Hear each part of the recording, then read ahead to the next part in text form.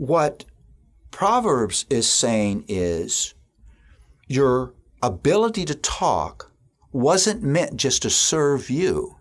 It was meant to serve your neighbor.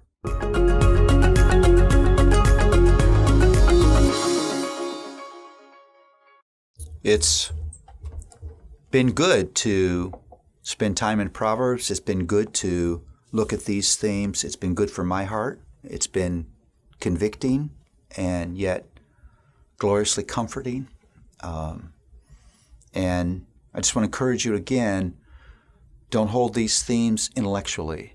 Stand before them as if they're a mirror. You don't have to be afraid of anything that the Proverbs will reveal, because there's nothing that could be known, revealed about you that hasn't been covered by the person and work of the Lord Jesus Christ. Stand before that mirror, unafraid. Confess what you see. Well, the next theme is love of neighbor.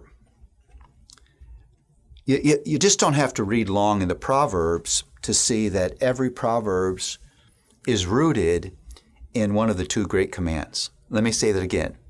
Every proverb is rooted in the two great commands. If you took the two great commands as columns on a piece of paper, you could write every proverb under one of those two columns. Proverbs is a practical application in every area of life of what it means to love God and love your neighbor.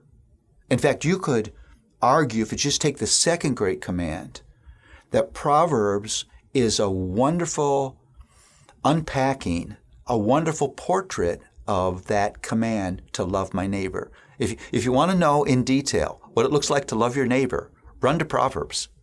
You'll get all kinds of practical advice on what that looks like.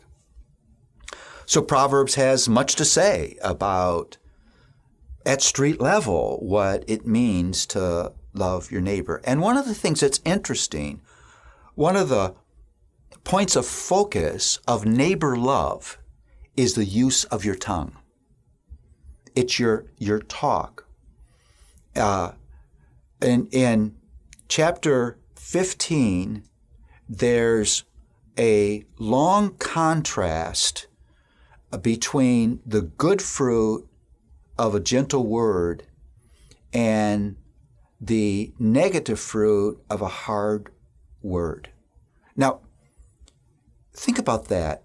What Proverbs is saying is your ability to talk wasn't meant just to serve you. It was meant to serve your neighbor. You talk in an other-centered way, knowing that you have great power to influence a person by your words. Think about this. You can say something horribly mean, and a person begins to cry. You haven't hit them, you haven't touched them, but you have created something inside of them that actually creates a physiological response just by words. You can sit next to a discouraged person and say loving, kind, encouraging words and literally lift a person's heart. So the proverb says, if you want to love your neighbor, watch what you say. Use the power of the tongue to do good in the life of your neighbor. Because if you're not committed to that, you will use your tongue in ways that end up harming your neighbor. You can't read the Proverbs without encountering the fact that love of neighbor is revealed in the things that you say, the way you use this powerful ability to talk. But there's one other thing that Proverbs does, Proverbs 15:14 does, is it makes a connection between the heart and the mouth.